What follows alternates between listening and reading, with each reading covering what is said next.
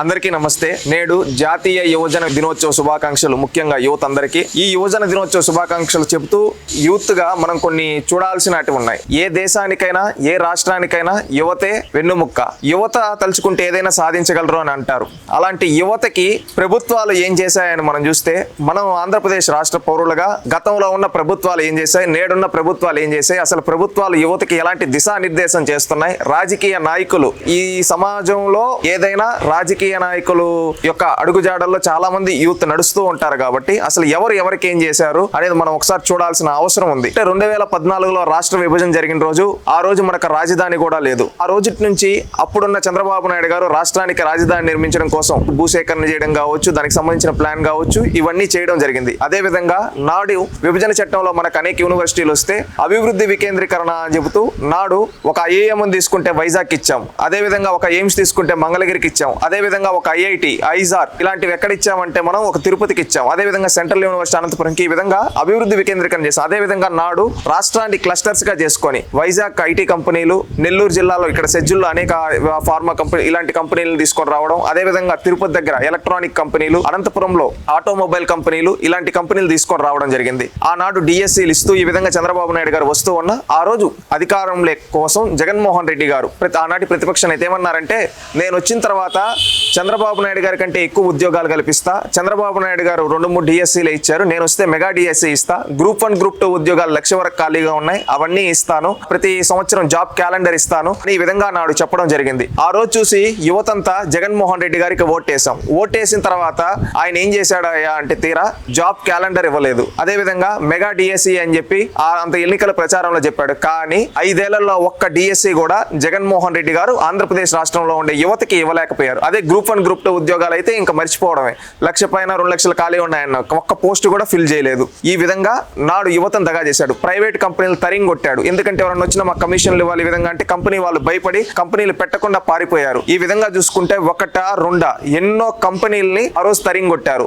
ఆ రోజు రాష్ట్రానికి రాజధాని లేకుండా 3 ముక్కలు ఆటాడి మనల్ని, మన యువత ఎక్కడికైనా వెళ్ళినా మీ రాజధాని ఏదంటే చెప్పుకోలేని పరిస్థితిలో ఆనాడు జగన్మోహన్ రెడ్డి గారు చేశారు. కానీ యువత తలుచుకుంటే ఏమైనా చేయగలుగుతారు. ఆ రోజు యూత్ పవర్ ఏంటో చూపించి జగన్మోహన్ రెడ్డి గారిని గద్దె దించాం. తర్వాత వచ్చిన చంద్రబాబు నాయుడు గారు మాట ఇచ్చిన విధంగానే మెగా డిఎస్సీ ఇచ్చి 16,000 కుటుంబాల్లో ఆనందం నింపారు. 16,000 పోస్టులతో మెగా డిఎస్సీ ఇచ్చి ఒక చరిత్ర సృష్టించారు. అదే విధంగా 6,000 కానిస్టేబుల్ ఉద్యోగాలు ఫిల్ చేశారు. అదే విధంగా ప్రైవేట్ రంగంలో అనేక కంపెనీలు మనం చూసుకుంటే అశోక్ లేలాండ్ స్టార్ట్ అయింది, వైజాగ్ లో టీసీఎస్ స్టార్ట్ అయింది, కాగ్నిజెంట్ స్టార్ట్ అయింది, సత్వా స్టార్ట్ అయింది. ఈ విధంగా అనేక కంపెనీలు స్టార్ట్ అయ్యి ఈ రోజు మన రాష్ట్రంలో పని చేసుకునే దానికి యువతకి ఉద్యోగాలు చూపిస్తూ ఉన్నారు. యువత స్టార్టప్స్ వైపు మొగ్గు చూపుతుంటే స్టార్టప్స్ ని ఎంకరేజ్ చేస్తున్నారు. Like Ratan Tata innovation hub ద్వారా స్టార్టప్స్ ని ఎంకరేజ్ చేస్తూ ఈ విధంగా యువతకి ఉపాధి చూపిస్తూ ఈ విధంగా వెళ్తూ ఉంటే, కానీ జగన్మోహన్ రెడ్డి గారు ఏం చేస్తూ ఉన్నారో కూడా మనం ఒకసారి ఆలోచించాలి. ఆయనకి ప్రతిపక్ష స్థానం ప్రజలు ఇవ్వకపోయినా కానీ ఆయన తీరు మార్చుకోలేదు. దాంట్లో కొన్ని ఉదాహరణలు మనం చూసుకుంటే, ఇప్పుడు కంపెనీలు వస్తూ ఉన్నాయి మన వైజాగ్ కావచ్చు, ఇక్కడ కంపెనీలు వస్తూ ఉంటే ఏం చేస్తున్నారు తెలుసా, కంపెనీలకు ప్రభుత్వం భూమి ఇస్తూ ఉంటే టీసీఎస్ కావచ్చు, కాగ్నిజెంట్ కావచ్చు, గూగుల్ కావచ్చు, ఆ భూములు ఇవ్వకుండా అడ్డుకుంటున్నాడు.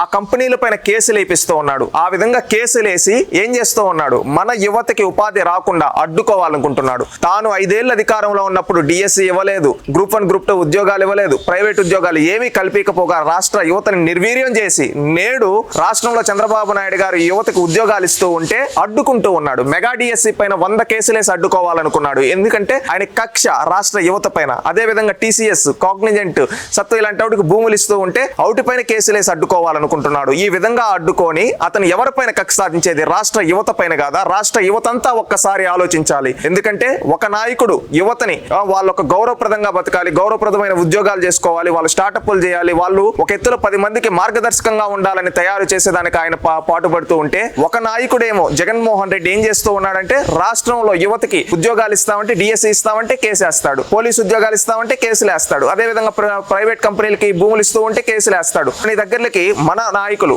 నారా లోకేష్ గారు కావచ్చు, చంద్రబాబు నాయుడు గారు కావచ్చు వెళ్ళి కంపెనీలు మా రాష్ట్రంలో పెట్టనంటే వీళ్ళ సోషల్ మీడియా వాళ్ళతో, వీళ్ళ వైసీపీ పార్టీ ఐటీ వింగ్ తో ఏం చేపిస్తున్నాడు, మెయిల్స్ పెట్టిస్తున్నాడు, మా రాష్ట్రంలో పరిశ్రమలు పెట్టద్దు అని చెప్పి ఈ విధంగా శాంతి భద్రతలు దెబ్బతీయాలనుకుంటూ ఉన్నాడు. ఇవే కాకుండా యువత రాజకీయాల్లో ఉండాలి, దాన్ని లోకేష్ గారు, చంద్రబాబు నాయుడు గారు నిరంతరం ఎంకరేజ్ చేస్తూ యువతను రాజకీయాల్లోకి రమ్మంటే దానికి తగ్గట్టుగా వాళ్ళని చదువుకొని మీరు రండి, మీకు మేము అవకాశాలు కల్పిస్తాం. కానీ జగన్మోహన్ రెడ్డి అవకాశాల కోసం ఏం చెప్తూ ఉన్నాడు తెలుసా, మీరు రప్ప అనండి, కత్తులు పట్టుకోండి, అదే విధంగా కొడవల్లో పట్టుకోండి, వీళ్ళని చంపేస్తామని తిట్టండి, బూతులు తిట్టండి, ఈ విధంగా బూతులు తిట్టిస్తూ యువతను నిర్వీర్యం చేస్తూ తన కింద చెంచాలలాగా ఉండాలని చెప్పి ఈ విధంగా చేసుకో వాళ్ళని పావులుగా వాడుకొని వాళ్ళపైన కేసులు పడే విధంగా చేసి వాళ్ళ జీవితాలను నాశనం చేస్తున్నాడు. అంటే పరిశ్రమల్లో ఉద్యోగాలు రానికుండా అనుకుంటా రాజకీయాల్లోకి వచ్చి తన చుట్టూ వాళ్ళు ఏంటంటే వాళ్ళని బలి పశువులు చేస్తూ వాళ్ళపైన కేసులు పడే విధంగా చేస్తున్నారు. అంటే ఎవరు యువతకి న్యాయం చేస్తున్నారు, ఎవరు యువతకు అన్యాయం చేస్తున్నారు, రాష్ట్ర యువత అంతా ఆలోచించి నిర్ణయం తీసుకోవాలి. ఎందుకంటే ఏ రాష్ట్రాన్నైనా ఏ దేశానైనా మార్చగల శక్తి ఒక యువతకే ఉంది. ఈ రోజు యువతను నిర్వీర్యం చేయాలనుకునే నాయకుడు జగన్మోహన్ రెడ్డి అయితే యువత వాళ్ళు ఒక గౌరవప్రదంగా ఉండాలి, వాళ్ళు 10 మందికి మార్గదర్శకంగా ఉండాలని తలిచే నాయకుడు చంద్రబాబు నాయుడు గారు, లోకేష్ గారు తెలుసుకొని ప్రతి ఒక్కరూ యువతంతా చైతన్యవంతమై ఈ యువజన దినోత్సవ సందర్భంగా మనం ఒక లక్ష్యాన్ని పెట్టుకొని అదే విధంగా మనం ఒక సంకల్పం చేసుకోవాలి. ఎందుకంటే ఈ రాష్ట్రాన్ని పైన కక్ష కట్టే యువత పైన కక్ష కట్టే జగన్మోహన్ రెడ్డి లాంటి వ్యక్తుల్ని మనం రాజకీయంగా సమాజ్ చేస్తే యువతకి భవిష్యత్తు ఉంటుందని యువత ఆలోచించాలని కోరుకుంటూ జై హింద్.